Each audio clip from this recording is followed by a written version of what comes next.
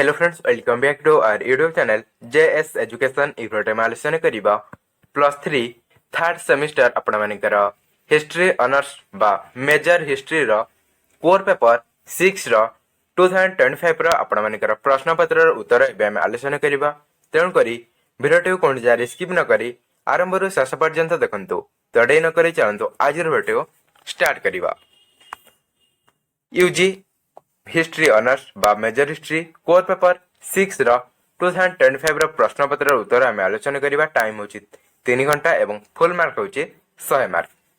तो पार्ट 1 बा कोई भाग रही प्रश्न नंबर 1। प्रश्न नंबर 1 रे रही निम्नलिखित प्रश्न गुर उत्तर शून्य स्थान पूरण करी लेख। प्रश्न नंबर 1 रे आपण मानको 10टी एक मार्क विशिष्ट प्रश्न दिया जायछि। तो प्रश्न नंबर ए रे रही देखंतु प्रथम प्रश्न शिल्प विप्लव प्रथमे डैश ठारू आरंभ होइतिला। तो केउठु ना इंग्लैंड रु प्रथमे आरंभ होइतिला। तापरे प्रश्न नंबर बी रे अछि वाणिज्यिक विप्लव शब्द को डैश प्रचलन करिथिली।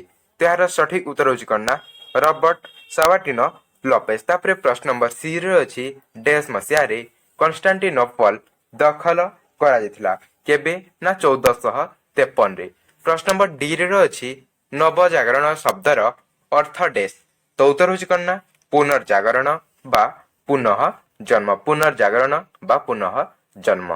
तापरे प्रश्न नंबर ई रे अछि स्वीडन रे संस्कार आंदोलन रो मुख्य डैश नेता थिले। तो उत्तर होछि कोन ना किंग गुप्ता प्रथम। तापरे प्रश्न नंबर एफ रे अछि इटालीय मानववाद रो जनक रूपे डैश परिचित बा डैश इटालीय मानववाद रो जनक रूपे परिचित। तार सठिक उत्तर होछि कन्ना फ्रांसिस्को पेट्राक। तापरे प्रश्न नंबर 0 अछि डैश मसिया रे क्रिस्टोफर कोलंबस अमेरिका आविष्कार करिथिले। तो केबे ना 1492 रे।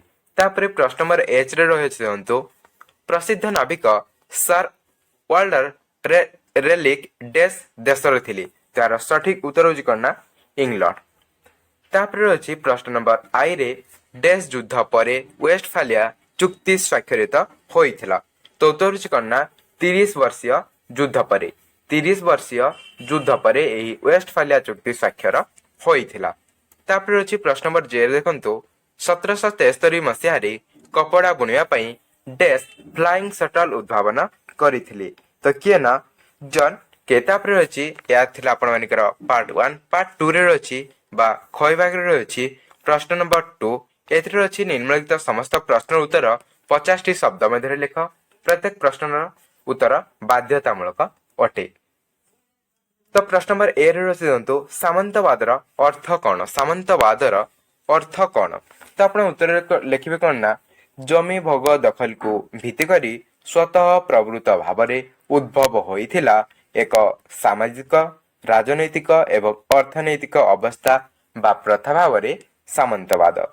एही प्रणाली रे राजा जमी को सामंत मान को देइथांती एवं सामंत माने राजा को सेना सहायता और निष्ठा देइथांती। कृषक माने जमी रे चाष काम करी सामंतों को सेवा जगै थांती। या थिला सामंतवाद। तापर प्रश्न नंबर बी रे रसिदंतु भास्को डा गामा किए थिले। भास्को डा गामा किए थिले। तो उत्तर होछि कन्ना भास्को डा गामा जने पोर्तुगीज नाविक एवं अन्वेषक थिले। से 1498 ख्रीष्टाब्द रे समुद्र पथरे भारत को पहुंची प्रथम यूरोपीय थिले। से प्रथमे भारत को जलपथ आविष्कार करथिले। तापरे प्रश्न नंबर सी रे अछि आग्रिकोला किए थिले। केउ मसिया रे आग्रिकोला जन्म ग्रहण करथिले। तो उत्तर होछि कन्ना आग्रिकोलांक पूरा नाम होछि जॉर्जियस एग्रिकोला। से जर्मनी रो जने प्रसिद्ध वैज्ञानिक खनिज विज्ञानी और धातु विज्ञानी थिले। तांको खनिज विज्ञान पिता बोली कहा जाय थाए। तापर अछि देखंतु प्रश्न नंबर डी रे। प्रश्न नंबर डी रे अछि मार्कोपोलो एवं युवराज हेनरी किए थिले। तो उत्तर होछि कन्ना मार्कोपोलो जने प्रसिद्ध इटालीय भ्रमणकारी और व्यवसायी थिले। से 1254 ख्रीष्टाब्द रे इटाली रो वेनिस शहर रे जन्म ग्रहण करिथिले। से एशिया को विशेष करी चीन को जाई मंगल शासक कुबलाई खान का दरबार रे किछि वर्ष रहिथिले। तांकर भ्रमण विवरणी द ट्रावेल्स ऑफ मार्कोपोलो यूरोपीय माननकु एशिया विषय रे ज्ञान ଦେଇଥାଏ।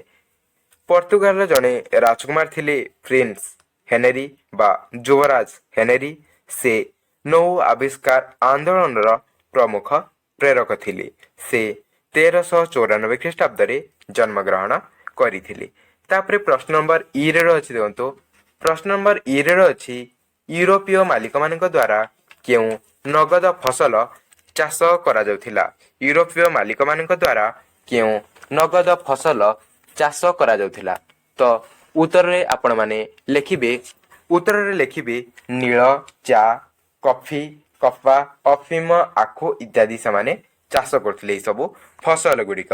ତାପରେ ପ୍ରଶ୍ନ ନମ୍ବର ଏଫରେ ଅଛି, ଦେଖନ୍ତୁ ସାର୍ ଥମାସ ମୋର କିଏ ଥିଲେ? ସେ କ'ଣ ପାଇଁ ପ୍ରସିଦ୍ଧ?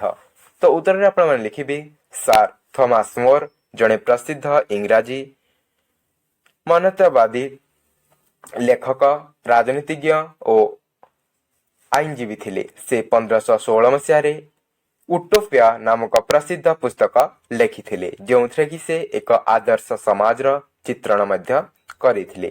ସେ ରାଜାଙ୍କର ଧାର୍ମିକ ନୀତିକୁ ସମର୍ଥନ କରିଥିବାରୁ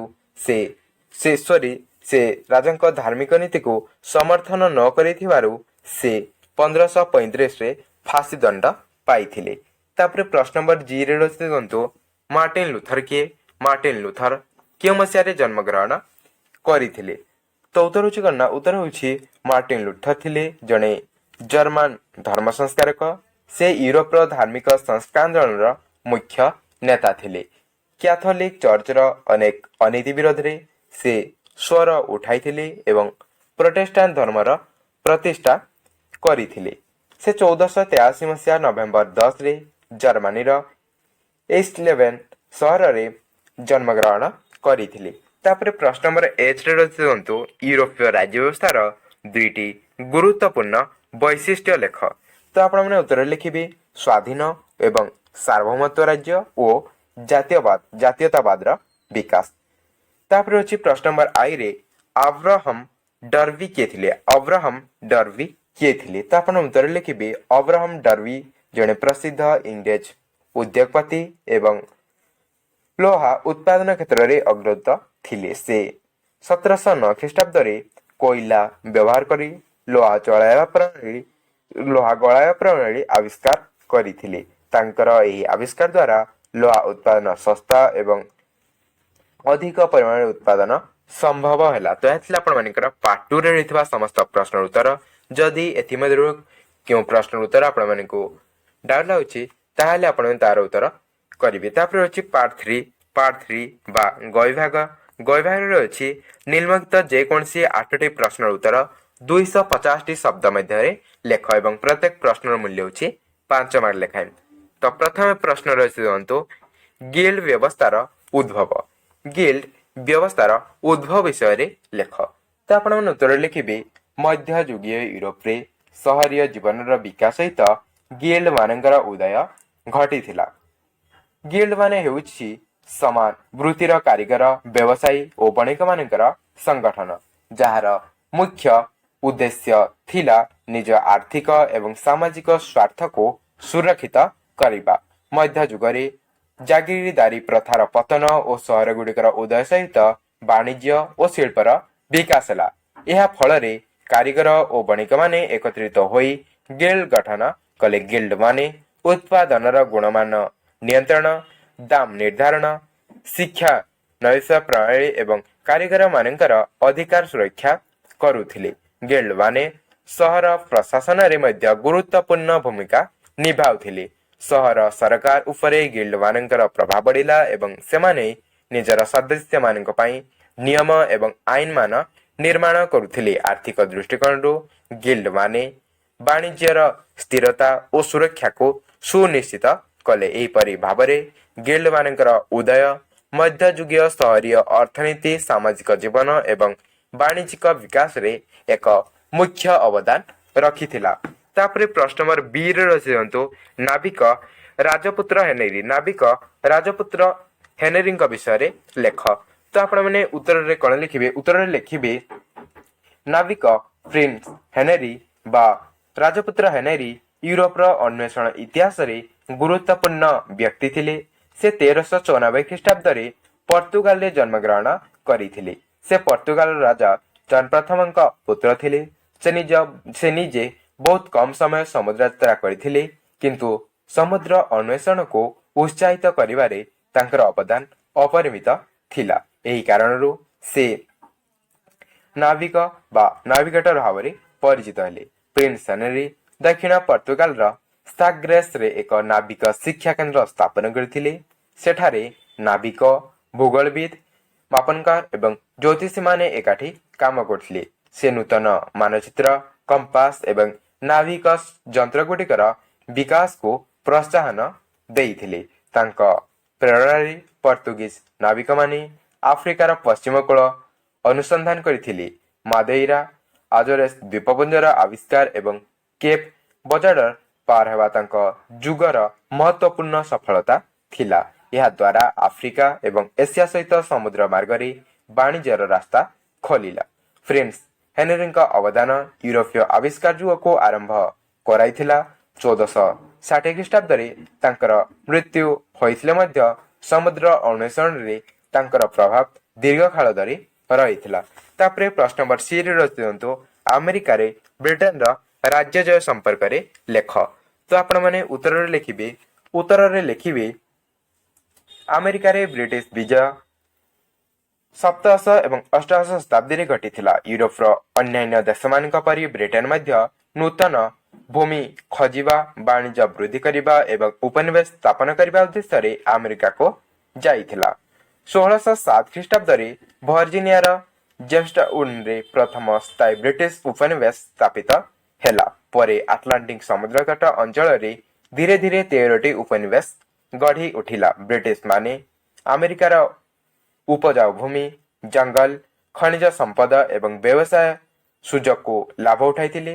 ତମାଖୁ, କପା ଏବଂ ଚିନି ଭଳି ଫସଲର ଚାଷ ଦ୍ୱାରା ସେମାନେ ବହୁତ ଧନ ଅର୍ଜନ ମଧ୍ୟ କରିଥିଲେ। ଏହା ସହିତ ଦେଶୀ ଆଦିବାସୀମାନଙ୍କ ଉପରେ ଅନ୍ୟାୟ ଏବଂ ଦମନ ହେଉଥିଲା, ଯାହାଫଳରେ ଅନେକ ସଂଘର୍ଷ ମଧ୍ୟ ଘଟିଥିଲା। 1756ରୁ 1763 ଖ୍ରୀଷ୍ଟାବ୍ଦର 7 ବର୍ଷର ଯୁଦ୍ଧ ପରେ ବ୍ରିଟେନ ଫ୍ରାନ୍ସକୁ ପରାଜିତ କରି ଆମେରିକାରେ ନିଜର ଶକ୍ତି ସୁଦୃଢ଼ କରିଥିଲା। କିନ୍ତୁ ଅତ୍ୟଧିକ କର ଏବଂ ଦମନମୂଳକ ନୀତି ଯୋଗୁଁ ଉପନିବେଶବାସୀମାନେ ଅସନ୍ତୁଷ୍ଟ ହେଲେ। ଶେଷରେ 1775 ଖ୍ରୀଷ୍ଟାବ୍ଦରେ ଆମେରିକୀୟ ସ୍ୱାଧୀନତା ସଂଗ୍ରାମ ଆରମ୍ଭ ହେଲା ଏବଂ 1776 ମସିହାରେ ସ୍ୱାଧୀନତା ଘୋଷଣା ହେଲା। ଏହିଭଳି ଭାବରେ ବ୍ରିଟିଶ ବିଜୟ ଆମେରିକାର ଇତିହାସକୁ ଗଭୀର ଭାବରେ ପ୍ରଭାବିତ କରିଥିଲା। ତାପରେ ପ୍ରଶ୍ନ ନମ୍ବର ଡିରେ ରଖିଦିଅନ୍ତୁ, ଆମେରିକାରେ କପା ଚାଷ ସମ୍ପର୍କରେ ଲେଖ। ଆମେରିକାରେ କପା ଚାଷ। ତ ଆପଣମାନେ ଉତ୍ତରରେ ଲେଖିବେ ଆମେରିକାରେ କପା ଚାଷ ଇତିହାସ, ଅର୍ଥନୀତି ଏବଂ ସାମାଜିକ ଜୀବନରେ ଗୁରୁତ୍ୱପୂର୍ଣ୍ଣ ପ୍ରଭାବ ପକାଇଥିଲା। ଅଷ୍ଟାଦଶ ଏବଂ ଊନବିଂଶ ଶତାବ୍ଦୀରେ ବିଶେଷ କରି ଦକ୍ଷିଣ ଆମେରିକାରେ ଆଲାବାମା, ମିସିସିପି ଏବଂ ଟେକ୍ସାସ ଇତ୍ୟାଦି ଅଞ୍ଚଳରେ କପା ଚାଷ ବହୁତ ବିସ୍ତୃତ ଭାବେ ହୋଇଥିଲା। ସେହି ସମୟରେ କଟନ କିଙ୍ଗ ବୋଲି କୁହାଯାଉଥିଲା, କାରଣ କପା ଆମେରିକାର ପ୍ରମୁଖ ରପ୍ତାନି ଫସଲ ଥିଲା। 1793 ମସିହାରେ ଏଲାଇ ହୁଇଟନିଙ୍କ ଦ୍ୱାରା କଟନ ଜିନ୍ ଆବିଷ୍କାର ହେବା ପରେ କପା ଚାଷ ଅଧିକ ଲାଭଜନକ ହେଲା। ଏହି ଯନ୍ତ୍ର ଦ୍ୱାରା କପାରୁ ଦାନା ଅଲଗା କରିବା ସହଜ ହେଲା, ଫଳରେ ଉତ୍ପାଦନ ବଢ଼ିଲା। କିନ୍ତୁ ଏହା ସହିତ ଦାସ ପ୍ରଥାର ମଧ୍ୟ ଅଧିକ ବଢ଼ିଗଲା। କପାର ପ୍ଲାଣ୍ଟେସନଗୁଡ଼ିକରେ ଆଫ୍ରିକୀୟ ଦାସମାନଙ୍କୁ ଅମାନବିକ ଭାବେ କଠିନ ପରିଶ୍ରମ କରାଯାଉଥିଲା।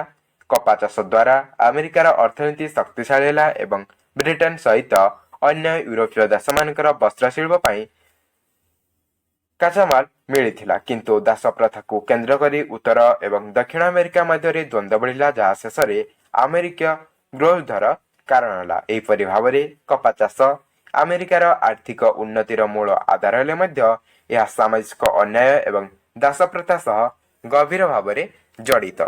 ତାପରେ ପ୍ରଶ୍ନ ନମ୍ବର ଇରେ ରଖିଦିଅନ୍ତୁ, ନବଜାଗରଣ କଳା। ନବଜାଗରଣ କଳା ବିଷୟରେ ଆଲୋଚନା କର। ତ ଆପଣ ଉତ୍ତରରେ ଲେଖିବେ ନବଜାଗରଣ କଳା ୟୁରୋପର ଇତିହାସରେ ଏକ ଗୁରୁତ୍ୱପୂର୍ଣ୍ଣ କଳାତ୍ମକ ଆନ୍ଦୋଳନ ଥିଲା, ଯାହା 14ଶ ଶତାବ୍ଦୀରୁ 16ଶ ଶତାବ୍ଦୀ ପର୍ଯ୍ୟନ୍ତ ଇଟାଲୀରେ ଆରମ୍ଭ ହୋଇ ସମଗ୍ର ୟୁରୋପକୁ ପ୍ରସାରିତ ହୋଇଥିଲା। ରେନେସାଁ ଶବ୍ଦର ଅର୍ଥ ପୁନର୍ଜାଗରଣ ଅର୍ଥାତ୍ ପୁରାତନ ଗ୍ରୀକ ଏବଂ ରୋମାନ ସଭ୍ୟତାର କଳା ସାହିତ୍ୟ ଏବଂ ବିଜ୍ଞାନ ପ୍ରତି ନବ ଆଗ୍ରହର ପୁନଃ ଜୀବନ। ନବଜାଗରଣ କଳାର ମୁଖ୍ୟ ବୈଶିଷ୍ଟ୍ୟ ହେଲା ବାସ୍ତବତାବାଦ, ମାନବ ଶରୀରର ସଠିକ ଆକୃତି ଚିତ୍ରଣ, ଗଭୀରତା ଓ ପରିପ୍ରେକ୍ଷ୍ୟର ସଠିକ ବ୍ୟବହାର।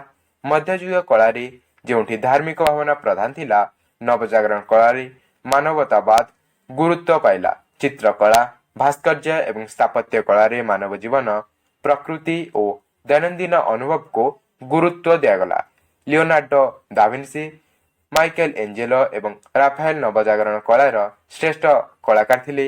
ଲିଓନାର୍ଡୋଙ୍କ ମୋନାଲିସା ଏବଂ ଦ ଲାଷ୍ଟ ସଫର, ମାଇକେଲ ଏଞ୍ଜେଲୋଙ୍କ ଡେଭିଡ ମୂର୍ତ୍ତି ଓ ସିଷ୍ଟିନ୍ ଚାପେଲର ଛତ୍ରଚିତ୍ର ଏବଂ ରାଫାଏଲଙ୍କ ଦ ସ୍କୁଲ ଅଫ ଏଥେନ୍ସ ଏହି ଯୁଗର ଅମର ସୃଷ୍ଟି ଅଟେ। ତାପରେ ଅଛି ପ୍ରଶ୍ନ ନମ୍ବର ଏଫରେ ଦେଖନ୍ତୁ କାଲଭିନ ବାଦ। କାଲଭିନ ବାଦ ବିଷୟରେ ଲେଖ। ତାପରେ ରହିଛି ବାଣିଜ୍ୟିକ ବିପ୍ଳବ। ବାଣିଜ୍ୟିକ ବିପ୍ଳବ କହିଲେ କଣ? ତ ଆପଣମାନେ ଉତ୍ତରରେ ଲେଖିବେ କଣ ନା, ଉତ୍ତରରେ ଲେଖିବେ ୟୁରୋପର ଇତିହାସରେ ଚତୁର୍ଥ ଶତାବ୍ଦୀରୁ ଅଷ୍ଟାଦଶ ଶତାବ୍ଦୀ ପର୍ଯ୍ୟନ୍ତ ଯେ ଗୁରୁତ୍ୱପୂର୍ଣ୍ଣ ବାଣିଜ୍ୟିକ ପରିବର୍ତ୍ତନ ଘଟିଥିଲା ତାହାକୁ ବାଣିଜ୍ୟିକ ବିପ୍ଳବ କୁହାଯାଏ। ଏହି ସମୟରେ ବ୍ୟାପାର, ଅର୍ଥନୀତି ଏବଂ ବାଣିଜ୍ୟ ପ୍ରଣାଳୀରେ ମୂଳଗତ ପରିବର୍ତ୍ତନ ଆସିଥିଲା। ଏହା ମଧ୍ୟଯୁଗୀୟ ଆତ୍ମନିର୍ଭର ଅର୍ଥନୀତିକୁ ଆଧୁନିକ ପୁଞ୍ଜିବାଦୀ ଅର୍ଥନୀତିକୁ ନେଇଯିବାରେ ସାହାଯ୍ୟ କଲା। ବାଣିଜ୍ୟ ବିପ୍ଳବର ମୁଖ୍ୟ କାରଣ ମଧ୍ୟରେ ନୂତନ ସମୁଦ୍ର ପଥର ଆବିଷ୍କାର, ଆମେରିକା ଓ ଏସିଆ ସହ ବ୍ୟାପାରର ବିସ୍ତାର ଏବଂ ନାଭିଗେସନ ଓ ଜାହାଜ ନିର୍ମାଣର ଉନ୍ନତି ଗୁରୁତ୍ୱପୂର୍ଣ୍ଣ ଥିଲା। କଲମ୍ବସ, ଭାସ୍କୋଡାଗାମା ପରି ନାବିକମାନେ ଆବିଷ୍କାର ଫଳରେ ନୂତନ ବଜାର ଏବଂ କଞ୍ଚାମାଲ ମଧ୍ୟ ମିଳିଥିଲା। ଏହି ବିପ୍ଳବର ପରିଣାମ ସ୍ୱରୂପ ବ୍ୟାଙ୍କିଂ ବ୍ୟବସ୍ଥା, ସେୟାର କମ୍ପାନୀ, ବୀମା ପ୍ରଣାଳୀ ଏବଂ କ୍ରେଡିଟ ବ୍ୟବସ୍ଥାର ବିକାଶ ହେଲା। ନଗର ଏବଂ ବନ୍ଦର ନଗରୀଗୁଡ଼ିକର ଦ୍ରୁତ ବିକାଶ ହେଲା ଏବଂ ବ୍ୟାପାରୀ ବର୍ଗ ଶକ୍ତିଶାଳୀ ହୋଇ ଉଠିଲେ। ଏହିଭଳି ଭାବରେ ବାଣିଜ୍ୟ ବିପ୍ଳବ ଆଧୁନିକ ବିଶ୍ୱ ଅର୍ଥନୀତିର ଭିତ୍ତି ସ୍ଥାପନ କରିଥିଲା। ତାପରେ ରହିଛନ୍ତି ମାର୍ଟିନ ଲୁଥର। ମାର୍ଟିନ ଲୁଥରଙ୍କ ବିଷୟରେ ଲେଖ। ତ ଆପଣମାନେ ଉତ୍ତରରେ କଣ ଲେଖିବେ? ଉତ୍ତରରେ এই ମାର୍ଟିନ ଲୁଥରଙ୍କ ବିଷୟରେ ଆପଣମାନେ ନିଜେ କରିବେ। ତାପରେ ରହିଛନ୍ତି ସ୍ପିନିଂ ଜେନି। ସ୍ପିନିଂ ଜେନି ବିଷୟରେ ଆଲୋଚନା କର। ତ ଏହା ଥିଲା ଆପଣମାନଙ୍କର ପାର୍ଟ 3 ବା ଗ ବିଭାଗରେ ରହିଥିବା ସମସ୍ତ ପ୍ରଶ୍ନ ଉତ୍ତର ଆମେ ଆଲୋଚନା କଲେ। ତାପରେ ଏବେ ଆମେ ଦେଖିବା ପାର୍ଟ 4 ବା ଘ ବିଭାଗ। ଘ ବିଭାଗରେ ରହିଛି ଆପଣମାନଙ୍କ ପାଇଁ ଲଙ୍ଗ କ୍ୱେଶ୍ଚିନ୍, ନିମ୍ନ ପ୍ରଦତ୍ତ ଯେକୌଣସି 4 ପ୍ରଶ୍ନର ଉତ୍ତର ପ୍ରତ୍ୟେକ 800 ଶବ୍ଦ ମଧ୍ୟରେ ଲେଖ ଏବଂ ପ୍ରତ୍ୟେକ ପ୍ରଶ୍ନର ମୂଲ୍ୟ ହେଉଛି 8 ମାର୍କ ଲେଖାଏଁ। ତ ପ୍ରଥମ ପ୍ରଶ୍ନ ଦେଖନ୍ତୁ ପ୍ରଶ୍ନ ନମ୍ବର 4ରେ ୟୁରୋପରେ ସାମନ୍ତବାଦର ପୁଞ୍ଜିବାଦକୁ ପରିବର୍ତ୍ତନରେ ଦେଖା ଦେଇଥିବା ସମସ୍ୟାମାନ ବିଷୟରେ ଆଲୋଚନା କର। ଏହାର ସରଳ ନୋଟ୍ସ ମଧ୍ୟ ଆମେ ଆଲୋଚନା କରିଛନ୍ତି। ଯେଉଁମାନେ ଭିଡ଼ିଓ ଦେଖିନାହାନ୍ତି ପ୍ଲେଲିଷ୍ଟକୁ ଯାଇକି ଦେଖି ନିଅନ୍ତୁ। ତାପରେ ପ୍ରଶ୍ନ ନମ୍ବର 5ରେ ଅଛି ୟୁରୋପୀୟ ଶକ୍ତିମାନଙ୍କ ଦ୍ୱାରା ଆମେରିକାର ଉପନିବେଶୀକରଣ ପ୍ରକ୍ରିୟା ଆଲୋଚନା କର। ପ୍ରଶ୍ନ ନମ୍ବର 6ରେ ଅଛି ନବଜାଗରଣ ଯୁଗର ସାହିତ୍ୟ, ଚିତ୍ରକଳା ଏବଂ ଭାସ୍କର୍ଯ୍ୟ ଉପରେ ଆଲୋଚନା କର। ପ୍ରଶ୍ନ ନମ୍ବର 7ରେ ଅଛି ବାଣିଜ୍ୟିକ ବିପ୍ଳବ କଣ, ଏହାର କାରଣ ଏବଂ ଫଳାଫଳ ଆଲୋଚନା କର। ଏବଂ ଶେଷରେ ଅଛି ଶିଳ୍ପ ବିକାଶ ଓ ଏହାର ପ୍ରଭାବ ଉପରେ ଏକ ଟିପ୍ପଣୀ ଲେଖ। ତ ଏହା ଥିଲା ଆପଣମାନଙ୍କର ଲଙ୍ଗ କ୍ୱେଶ୍ଚିନ୍। ଏଥିମଧ୍ୟରୁ ଆପଣମାନେ ଯେକୌଣସି 4ଟିର ଉତ୍ତର ଦେବେ। ତ ଏହା ଥିଲା ଆପଣମାନଙ୍କର 2025ର ପ୍ରଶ୍ନପତ୍ରର ଉତ୍ତର, ଯାହାକି ଆମେ ଆଲୋଚନା କଲେ। ଭିଡ଼ିଓଟି ଭଲ ଲାଗିଲା ଭିଡ଼ିଓଟି ଲାଇକ୍ ଦେବେ ଏବଂ ସାଙ୍ଗସାଥିମାନଙ୍କ ସହ ଅଧିକରୁ ଅଧିକ ମାତ୍ରାରେ ସେୟାର କରିବେ। ତ ନେକ୍ସଟ ଭିଡ଼ିଓରେ ଆମେ ଆପଣମାନଙ୍କର ସେମିଷ୍ଟର ପାଇଁ ସିଲେକ୍ଟେଡ୍ ଲଙ୍ଗ କ୍ୱେଶ୍ଚିନ୍ ମଧ୍ୟ ଆଲୋଚନା କରିବା ସରଳ ହାତ ନୋଟ୍ସରୁ। ତେଣୁକରି ଭିଡ଼ିଓ ଗୁଡ଼ିକର ନୋଟିଫିକେସନ୍ ପାଇବା ପାଇଁ ଚ୍ୟାନେଲକୁ ପ୍ରଥମ କରିଥିଲେ ସବସ୍କ୍ରାଇବ୍ କରି ଅଲ୍ ନୋଟିଫିକେସନ୍ ବେଲ୍କୁ ଅନ୍ କରିଥାନ୍ତୁ। ତ ଦେଖା ହେବା ଆଉ ଏକ ନୂତନ ଭିଡ଼ିଓରେ। ସେ ପର୍ଯ୍ୟନ୍ତ ଜୟ ଜଗନ୍ନାଥ।